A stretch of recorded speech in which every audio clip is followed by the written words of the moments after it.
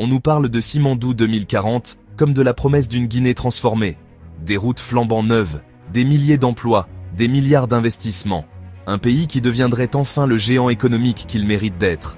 Mais derrière les slogans, les chiffres et les belles images, une question dérange. Ce projet changera-t-il vraiment le destin de la Guinée ou risque-t-il de répéter les erreurs du passé? Dans cette vidéo, pas de propagande, pas d'accusations gratuites, juste une analyse claire du potentiel colossal de Simandou, des zones d'ombre qui suscitent des inquiétudes et des choix cruciaux qui détermineront si Simandou sera le levier d'un véritable développement pour le peuple ou seulement une promesse au service de quelques intérêts privés. Le Simandou, ce n'est pas juste une montagne. C'est l'un des plus grands gisements de fer non exploités au monde. Il contiendrait plus de 2 milliards de tonnes de minerais de très haute qualité. Sa production, qui pourrait atteindre jusqu'à 60 millions de tonnes par an, devrait démarrer entre fin 2025 et début 2026. Ce fer, c'est un peu l'acier de demain, pour les trains, les immeubles, les voitures et même pour les énergies renouvelables. Imaginez un peu, rien qu'avec ce gisement, la Guinée pourrait devenir un acteur stratégique sur le marché mondial du fer, un marché qui pèse plus de 150 milliards de dollars par an. Pour se faire une idée concrète, on peut jeter un œil à ce qui se passe ailleurs en Afrique. En Afrique du Sud, par exemple, les mines de fer et de platine ont propulsé certaines régions dans le développement industriel, même si les bénéfices n'ont pas toujours touché toutes les populations. Et oui, vous allez me dire que la Guinée n'est pas l'Afrique du Sud, que les contextes et les visions sont différents, bien sûr. Mais cela donne quand même une idée de ce que pourrait représenter un projet comme Simandou si la richesse est bien gérée. Au Congo, le cuivre et le cobalt génèrent des revenus énormes, mais les infrastructures locales peinent souvent à suivre et la pauvreté reste très présente. Là encore, chaque pays a sa propre histoire, mais on peut tirer des leçons sur l'importance de préparer le terrain pour que la population profite réellement du développement. Oui, on peut avoir des mines incroyables, mais ça ne garantit pas que les populations verront leur quotidien s'améliorer. Alors, ce potentiel exceptionnel de Simandou profitera-t-il vraiment à la population guinéenne ou finira-t-il, comme trop souvent en Afrique, entre les mains d'intérêts étrangers ou privés? Voilà la vraie question que nous devons garder en tête. Quand on parle d'un projet aussi stratégique que Simandou, la première exigence, c'est la transparence. Pourtant, plusieurs zones d'ombre soulèvent des questions légitimes. Par exemple, où sont les conventions? Les contrats renégociés de Simandou devraient être publics, c'est ce que prévoit le code minier guinéen et les conventions internationales sur la transparence. Mais impossible de les trouver sur les sites officiels du gouvernement ou du ministère des Mines. Pourquoi des documents aussi cruciaux pour l'avenir du pays ne sont pas accessibles aux citoyens, aux experts et même aux investisseurs? Et puis, qui prend vraiment les grandes décisions? Aujourd'hui, c'est un comité stratégique qui pilote le projet, directement rattaché à la présidence. Mais ce comité n'est pas composé de représentants élus par le peuple. Faut-il repenser ce mécanisme pour garantir que les intérêts de la nation soient réellement défendus? Il y a aussi la question des étapes légales.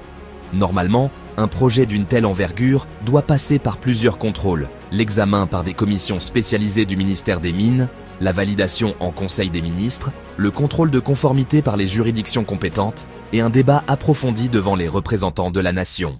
Certaines de ces étapes semblent avoir été raccourcies ou contournées. Est-ce par nécessité pour avancer plus vite ou au détriment des bonnes pratiques de gouvernance? Ces questions ne sont pas de la polémique, elles concernent la crédibilité et la sécurité juridique du projet, mais aussi la confiance que peuvent avoir les citoyens et les partenaires internationaux.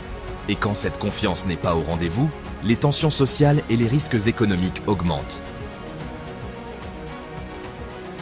Depuis début 2025, le consortium Simfer, qui regroupe des partenaires internationaux et locaux, aurait déjà investi plus de 599 millions de dollars auprès d'entreprises guinéennes, selon la presse et les chiffres officiels.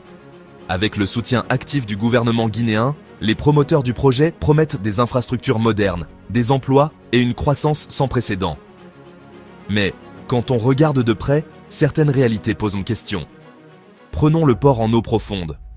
Le plan initial prévoyait un port moderne à Moribaya, capable de dynamiser les échanges, attirer des investissements et créer des milliers d'emplois. Aujourd'hui, ce projet a été remplacé par un système de barges, moins coûteux mais aussi moins structurant pour l'économie nationale. Il y a aussi le chemin de fer, multi-usage. Officiellement, Il doit transporter le fer, mais aussi les passagers et les marchandises locales. Pourtant, le tracé contourne la majorité des grandes villes de l'intérieur. Ce train sera-t-il vraiment utile aux populations ou juste aux exportations minières? On peut aussi regarder ce qui s'est passé à Bokeh, ici même en Guinée. L'explosion de la production de bauxite n'a presque pas profité aux habitants, et l'environnement a été fortement dégradé. Plus loin, en Afrique du Sud, certaines zones minières ont généré richesse et emplois, mais souvent concentrées dans les grandes villes, laissant l'intérieur du pays à l'écart. Bien sûr, la Guinée n'est pas l'Afrique du Sud. Chaque projet a son contexte et sa vision. Mais cela illustre combien la gestion et l'implication des communautés locales sont déterminantes. Ces faits ne sont pas des accusations. Ce sont des réalités qui montrent qu'une bonne planification est essentielle pour que les promesses de développement se traduisent par des résultats concrets pour la population. Simandou est présenté comme un moteur économique pour la Guinée. Mais quand on examine les données disponibles, plusieurs points méritent réflexion. Prenons d'abord la participation gratuite de 15%. Officiellement, l'État détient 15% du projet sans investissement initial. Mais cette part est financée par des prêts qui devront être remboursés. Autrement dit, la Guinée s'endette pour détenir une partie de l'exploitation de ses propres ressources. Ensuite, il y a la question des bénéfices différés. Les premières années, parfois plus de 10 à 15 ans, serviront à rembourser les coûts des infrastructures et de l'exploitation. Cela signifie que les retombées financières directes pour le budget national seront limitées dans un premier temps. Alors, comment le pays se prépare-t-il à gérer cette période sans revenus significatifs ? Et puis, il faut prendre en compte un marché mondial incertain. Le marché de l'acier connaît aujourd'hui une surproduction, et les prix baissent. Personne ne peut prédire leur niveau dans 10 ou 15 ans. Que se passera-t-il si, au moment où les bénéfices de Simandou commencent à arriver, les prix mondiaux sont au plus bas? Pour avoir un repère africain, on peut regarder le Nigeria et la Zambie. Au Nigeria, certaines exploitations pétrolières ont généré des revenus énormes pour l'État. Mais les infrastructures locales et le quotidien des populations ont peu changé dans certaines régions. En Zambie, les revenus du cuivre ont parfois été volatiles, exposant le pays à des périodes de déficit et de difficultés économiques. Ces situations rappellent que posséder une ressource exceptionnelle ne suffit jamais pour assurer la prospérité sans stratégie, gestion claire et transparence. Tout cela ne veut pas dire que Simandou est un mauvais projet. Mais cela montre que sans stratégie claire et transparence totale, le risque est grand de voir une ressource exceptionnelle générer moins de richesses qu'espéré, voire d'alourdir la dette nationale. Simandou est une chance historique, une ressource unique, un potentiel immense, et peut-être le projet qui pourrait transformer la Guinée. Mais une vérité demeure, une richesse mal gérée peut devenir un fardeau. Les faits montrent des avancées, mais aussi des zones d'ombre, des contrats non publics, des choix d'infrastructures qui divisent, des bénéfices différés et incertains. La vraie question n'est donc pas de savoir si Simandou est bon ou mauvais. La vraie question, c'est comment faire pour que ce trésor profite réellement aux populations, aujourd'hui et demain. Informer, comprendre, débattre, c'est le premier pas. Plus les citoyens, les investisseurs et les décideurs auront une vision claire des enjeux, plus ce projet pourra être un levier de développement, et non une simple extraction de plus. Si ce sujet vous interpelle, partagez la vidéo, commentez, débattez, et surtout, abonnez-vous pour ne rien manquer des analyses et dossiers sur le développement de l'Afrique. N'oubliez jamais, qui ne prévoit pas l'avenir récolte les difficultés. L'information est notre premier pouvoir, et un avenir mieux géré commence toujours par une population mieux informée. Restez éveillés.